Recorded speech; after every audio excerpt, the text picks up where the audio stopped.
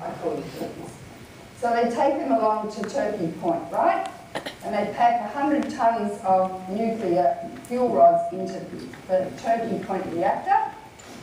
Between these fuel rods are boron moderating rods, and as they lift out the moderating rods, the radiation, the uranium becomes a critical mass and the atoms start breaking apart, all being hit by neutrons, releasing E equals mc squared. The energy released from splitting the atom equals the mass by the speed of light squared. Einstein. And that's what nuclear power is. A huge amount of radiation, and uranium becomes 1 billion times more radioactive when fissioned in a reactor. I'll wait till you all sit down. Because this is boring stuff. Sorry, but you've got to know it, that it's boring. So I have to be an actress to try and keep you awake. Boring, but it's about life and death of the planet. Okay, so when it starts fissioning, you get all this energy, it boils the water, turns into steam, turns into turbine, generates electricity. So all a nuclear power plant does is boil water. It's like using an electric saw, a chainsaw to cut a pound of butter. As Einstein said, nuclear power is a hell of a way to boil water. And he was a smart fellow.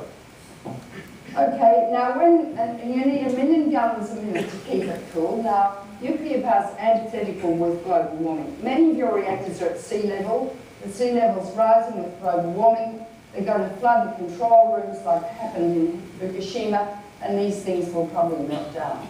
Or in France, they're built on rivers. The river levels are falling in the summer and turning very hot. They have to close their reactors down. Anyway, so that's just a side effect. You get 200 new radioactive elements from splitting the atoms. Some last seconds and some last millions of years. I'll describe 5. 4. Radioactive iodine. Where does that go? None of the doctors answer. Yeah. Okay. Baby thyroids suck it up like little sponges. Its half-life is 8 days. It's around for about 10 weeks. 3 Mile Island is built 13 miles from Hershey's chocolates. They put 2 huge nuclear power plants just next to Hershey's chocolates. That's a good idea, right? It's the richest dairying area in the country. When the meltdown occurred, the radiation monitors went off scale. No one has any clue about how much radiation escaped. But the milk was so full of iodine, they powdered it for 10 weeks, and then they used it for the chocolates till it decayed. But what else? And this is a beta and a gamma. Remember? I told you what they were. Cesium-137, that lasts for, its half-life is 30 years, it lasts for 600 years. Lots of cesium got up. We don't know the ground measurements of cesium around 3 Mile Island, but a lot of people died of cancer.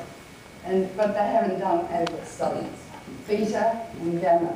This is a potassium analogue, so it goes to brain, causing brain cancers, muscle tumours, rhabdomyosarcomas, it causes testicular cancer, it locates in the testicles, and the ovaries, causing ovarian carcinoma and mutating genes. Strontium-90 is a calcium analogue, grows to bone, causing bone cancer, leukemia, beta and gamma. Now, I'm going to show you a map. So I'll leave the screen down. Woohoo! Okay.